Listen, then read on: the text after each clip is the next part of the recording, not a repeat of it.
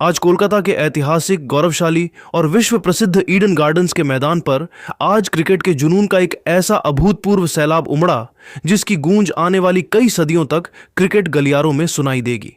ICC पुरुष टी20 विश्व cup 2026 का यह 52वां मुकाबला महज एक मैच नहीं था, बल्कि यह सुपर 8 के ग्रुप 1 का वह करो या मरो वाला महासंग्राम था जिसमें भारत की साख दांव पर लगी थी।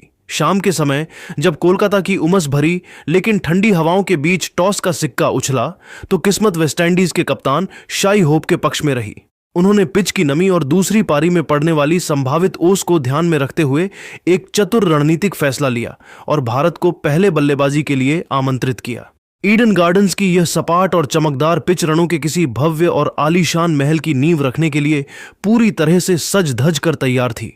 कोलकाता के ऐतिहासिक, गौरवशाली और क्रिकेट के मक्का कहे जाने वाले ईडन गार्डन्स की उस सुनहरी शाम जब हवाओं में उमस और दर्शकों के सीने में उत्साह का चरम था, तब भारत की ओर से पारी का आगाज करने के लिए युवा तुर्क अभिषेक शर्मा और तकनीकी रूप से सक्षम संजू सैमसन की सलामी जोड़ी ने जैसे ही बाउंड्री लाइन पार कर मैदान पर कदम रखा, पूरा स्टेडियम इंडिया इंडिया के उद्घोष से गूंज उठा।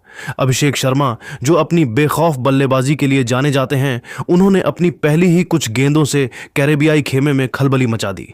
वेस्टइंडीज के सबसे तेज गेंदबाज शमार जोसेफ की 145 किलोमीटर प्रति घंटे की रफ्तार वाली गेंद पर अभिषेक ने जिस तरह से क्रीज का इस्तेमाल करते हुए उसे डीप मिड विकेट के स्टैंड्स में एक दर्शनीय और गगनचुंबी छक्का जड़कर भेजा, उसने स्टेडियम में मौजूद 60,000 दर्शकों के बीच बिजली सी कौंधा दी। उनके ये तेवर चीख चीख कर कह रहे थे कि आज का दिन रनों के एक विशाल सैलाब का गवाह बनने वाला है। हालांकि टी20 क्रिकेट अनिश्चितताओं का खेल है और यहां पासा पलटते देर नहीं लगती। कैरेबियाई गेंदबाजों ने अपनी अनुभवी रणनीति, सटीक लाइन लेंथ और गति के जादुई मिश्रण से बहुत जल्द ही मैच में जोरदार वापसी की। पारी के चौथे ओवर की अंतिम गेंद पर जब अभिषेक शर्मा अपने हाथ खोलने के लिए बेताब दिख रहे थे और एक बड़ा स्कोर बनाने की राह पर थे, तभी अनुभवी जेसन होल्डर ने अपनी चतुराई का परिचय दिया। उन्होंने एक बेहतरीन back of the hand slower delivery फेंकी जिसे पढ़ने में अभिषेक पूरी तरह चूक कर बैठे। बल्ले का बाहरी किनारा लेकर गेंद हवा में टंग गई और बाउंड्री लाइन पर खड़े फील्डर ने कोई गलती नहीं की। यह भारत के लिए पहला बड़ा और हृदय विदारक आघात था। इस झटके से अभी टीम उबर भी नहीं पाई थी कि क्रीज पर आए ईशान किशन भी आज अपनी चिर परिचित लय हासिल करने में पूरी तरह संघर्ष करते नजर आए। वेस्टइंडीज के स्पिनर गुडाकेश मोती ने अपनी एक जादुई, तीखी और तेजी से अंदर की ओर घूमती हुई आर्म बॉल पर ईशान को पूरी तरह से आत्मसमर्पण करने पर मजबूर कर दिया। गेंद उनके डिफेंस को चीरती हुई बिजली की रफ्तार से स्टंप्स में जा समाई। मात्र 42 रनों के कुल योग पर 2 विकेट गिर जाने के कारण ईडन गार्डन्स के स्टैंड्स में बैठे हजारों भारतीय प्रशंसकों के बीच एक डरावना और गहरा सन्नाटा पसर गया था। ईडन गार्डन्स के उस ऐतिहासिक मैदान पर जब भारतीय पारी 42 रनों पर अपने 2 बहुमूल्य विकेट खोकर गहरे संकट के भंवर में फंसी हुई थी और कोलकाता की हवाओं में एक अनजाना डर व्याप्त था, तब मैदान पर कदम रखा आधुनिक क्रिकेट के सबसे मायावी और दुनिया के नंबर 1 टी20 बल्लेबाज भारतीय कप्तान सूर्य कुमार यादव ने। सूर्या के क्रीज पर आते ही जैसे मैदान की ऊर्जा ही बदल गई। उन्होंने विकेट पर मौजूद संजू सैमसन के साथ मिलकर न केवल भारतीय पारी के बिखरे हुए टुकड़ों को बड़ी संजीदगी से समेटा, बल्कि अपनी बेखौफ बल्लेबाजी से वेस्टइंडीज के गेंदबाजों द्वारा बनाए गए उस भारी मनोवैज्ञानिक दबाव को भी मलबे की तरह ढा दिया। इन दोनों बल्लेबाजों ने मिलकर कैरेबियाई स्पिनरों पर ऐसा संगठित, सोची समझी रणनीति के तहत और भीषण आक्रमण किया कि कप्तान शाई होप पूरी तरह से हक्के बक्के रह गए और उनकी सारी फील्डिंग सजावट धरी की धरी रह गई। ईडन गार्डन्स के उस ऐतिहासिक और जादुई मैदान पर जब भारतीय पारी 42 रनों पर अपने 2 बहुमूल्य विकेट खोकर गहरे संकट के भंवर में फंसी हुई थी और कोलकाता की हवाओं में एक अनजाना डर व्याप्त था, तब मैदान पर कदम रखा आधुनिक क्रिकेट के सबसे मायावी और दुनिया के नंबर 1 टी20 बल्लेबाज भारतीय कप्तान सूर्य कुमार यादव ने। सूर्या के क्रीज पर आते ही जैसे मैदान की पूरी ऊर्जा ही बदल गई। उन्होंने विकेट पर पहले से मौजूद संजू सैमसन के साथ मिलकर न केवल भारतीय पारी के बिखरे हुए टुकड़ों को बड़ी संजीदगी और रणनीतिक कौशल से समेटा, बल्कि अपनी बेखौफ बल्लेबाजी से वेस्टइंडीज के गेंदबाजों द्वारा बनाए गए उस भारी मनोवैज्ञानिक दबाव को भी मलबे की तरह ढा दिया। इन दोनों बल्लेबाजों ने मिलकर कैरेबियाई स्पिनरों पर ऐसा संगठित, सोची समझी रणनीति के तहत और भीषण आक्रमण किया कि कप्तान शाई होप पूरी तरह से हक्के बक्के रह गए और उनकी सारी फील्डिंग, सजावट धरी की धरी रह गई।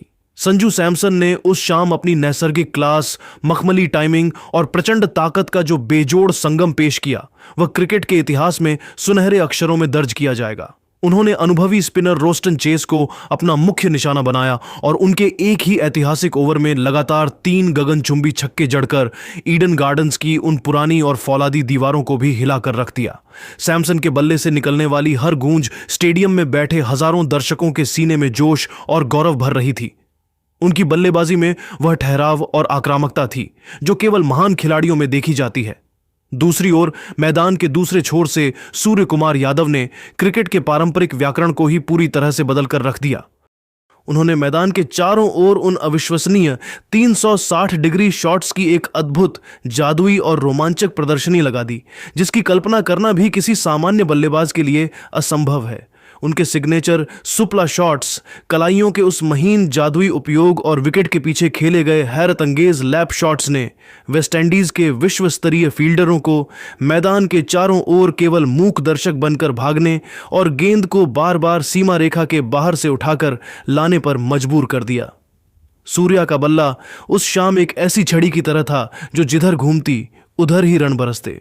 इन दोनों ही दिग्गजों ने विपरीत और अत्यंत दबावपूर्ण परिस्थितियों में जिस संयम, धैर्य और आक्रामकता का संतुलन दिखाया, उसका सुखद परिणाम 102 रनों की एक विराट, रिकॉर्ड तोड़ और मैच का पासा पूरी तरह पलट देने वाली साझेदारी के रूप में सामने आया। इस साझेदारी ने न केवल भारत को संकट के काले बादलों से सुरक्षित बाहर निकाला, बल्कि टीम इंडिया को एक ऐसे ऊंचे शिखर पर पहुंचा दिया जहां से एक विशालकाय स्कोर अब केवल एक कल्पना नहीं बल्कि एक हकीकत नजर आने लगा था। ईडन का वह पवित्र मैदान आज इन दो महान बल्लेबाजों के शौर्य, अदम्य साहस और उनके अटूट जज्बे का मूक गवाह बना, जिन्होंने कैरेबियाई गेंदबाजी की धज्जियां उड़ाकर भारतीय तिरंगे को कोलकाता के नीले आसमान में गर्व से लहराने का एक सुनहरा मौका प्रदान किया। लेकिन मैच का असली रोमांच और विस्फोटक चरमोत्कर्ष तो अभी बाकी था। जब पारी के अंतिम क्षणों में ये दोनों सेट बल्लेबाज अपना महत्वपूर्ण काम पूरा कर आउट हुए, तब पूरी दुनिया ने कुंग फू हार्दिक पांड्या और विशालकाय कद के पावर हिटर शिवम दुबे का वह विनाशकारी, प्रलयकारी और भयावह तूफान देखा, जिसकी कल्पना शायद ही किसी गेंदबाज ने अपने सबसे बुरे सपने में भी की होगी। इन दोनों फिनिशरों ने मिलकर अंतिम 3 ओवरों में वह तांडव मचाया कि वेस्टइंडीज के गेंदबाजों की रूह तक कांप उठी। इन अंतिम 18 गेंदों में भारत ने अविश्वसनीय और टी-20 क्रिकेट के आधुनिक मानकों को पूरी तरह से ध्वस्त करने वाले 54 रन बटोर डाले। हार्दिक पांड्या ने अपनी प्रचंड पावर हिटिंग और कलाइयों के बिजली जैसे तेज प्रहार से गेंदों को स्टैंड्स की सबसे अंतिम पंक्ति में पहुंचाया, जहां से उन्हें वापस लाना भी नामुमकिन लग रहा था। वहीं दूसरी तरफ शिवम दुबे ने अपनी रॉ पावर और अपने लंबे हाथों की जादुई पहुंच का बेजोड़ इस्तेमाल करते हुए मैदान के हर कोने में बाउंड्री और छक्कों की ऐसी भीषण बौछार कर दी कि कैरेबियाई गेंदबाज पूरी तरह से बेबस, लाचार और दिशाहीन नजर आए। वेस्टइंडीज का कोई भी प्लान, चाहे वह सटीक यॉर्कर हो, धीमी बाउंसर हो या कोई भी चालाकी भरी स्लोअर बॉल, इन दोनों के विध्वंसक बल्ले के सामने तिनके की तरह उड़ गई। निर्धारित 20 ओवरों के खेल के अंत में जब भारतीय पारी थमी तो स्कोरबोर्ड पर 216 रनों का एक अभेद्य, हिमालयी और विशालकाय स्कोर अंकित था।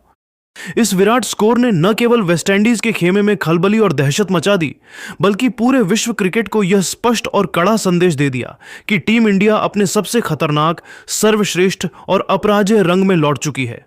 216 रनों की यह विशाल दीवार अब वेस्टइंडीज के लिए एक ऐसी चुनौती थी जिसे पार करना उनके लिए लगभग असंभव प्रतीत हो रहा था। ईडन गार्डन्स की दूधिया रोशनी के नीचे जब वेस्टइंडीज की टीम 217 रनों के विशालकाय लक्ष्य का पीछा करने उतरी तो